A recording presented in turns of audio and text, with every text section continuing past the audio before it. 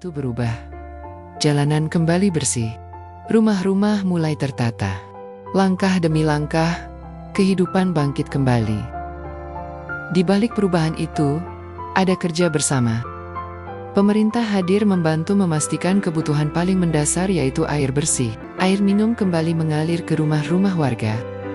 Air bukan lagi persoalan, ia menjadi awal dari pemulihan. Terima kasih kepada Kemenhan RI yang telah memberi bantuan sumur bor kepada masyarakat Aceh Tamiang. Pelayanan publik pun kembali bergerak. Kantor catatan sipil membuka layanan. Identitas yang sempat hilang, kini dapat diterbitkan kembali. Administrasi pulih, harapan tumbuh. Hunian sementara telah berdiri. Tempat berlindung yang layak bagi warga terdampak. Bukan sekadar bangunan, melainkan simbol bahwa negara hadir di tengah krisis.